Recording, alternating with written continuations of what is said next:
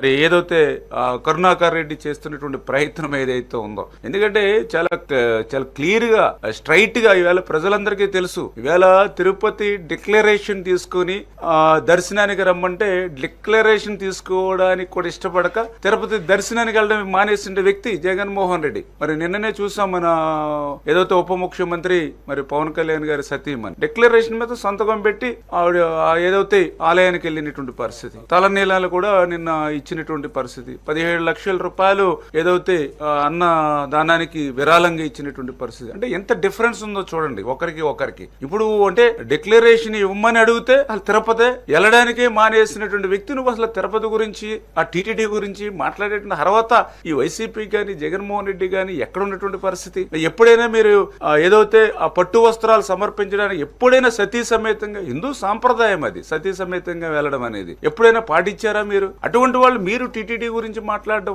అటువంటి వాళ్ళు తిరుపతి గురించి మాట్లాడడం, అటువంటి వారు హిందువుల గురించి మాట్లాడడం, మీ కరుణాకర్ రెడ్డి మాట్లాడుతూ ఉంటాడు. ఎవరు ఈ కరుణాకర్ రెడ్డి? పూర్తిగా నాస్తికుడు, దేవుడిని నమ్మను అన్నటువంటి వ్యక్తి కరుణాకర్ రెడ్డి. ఆయన చరిత్ర ఎవరికి తెలియదు. మరి ఆయన మ్యారేజ్, వాళ్ళ పిల్లల మ్యారేజ్ ఏ సాంప్రదాయం ప్రకారం చేశాడు?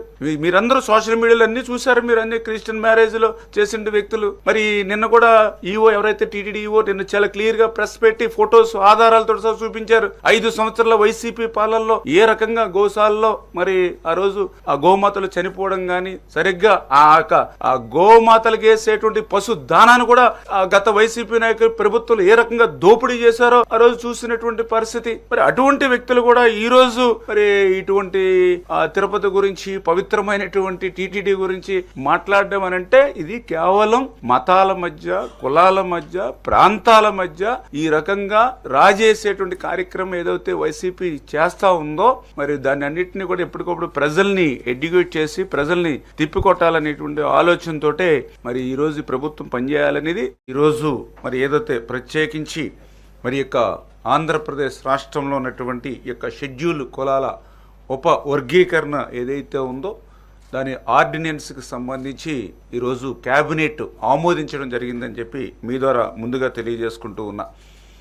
ఏదైతే మరి గతంలో కమిటీ ఇచ్చినటువంటి రిపోర్ట్స్ ఏదైతే ఉన్నాయో మరి దాని ప్రకారమే 7.5, 6.5, 1 అంటే ఈ రకంగా 15% రిజర్వేషన్ ఏదైతే ఉందో మరి ఆ రిజర్వేషన్ కూడా ఏదైతే జనాభా ప్రాతిపదికన అంటే రేపు భవిష్యత్తులో ఏదైతే జిల్లాల వారీగా జనాభా దామాషా ఏదైతే ఉందో దాని ప్రకారం కూడా భవిష్యత్తులో ఆ యొక్క జనాభా దామాషా వచ్చిన తర్వాత అమలు చేసుకునేటువంటి విధంగా మరి ఈరోజు క్యాబినెట్లో కూడా డిస్కషన్ కూడా జరిగిందని చెప్పి తెలియజేసుకుంటూ మరి ఈరోజు ఆర్డినెన్స్కి క్యాబినెట్ ఆమోదం చెప్పడం జరిగింది.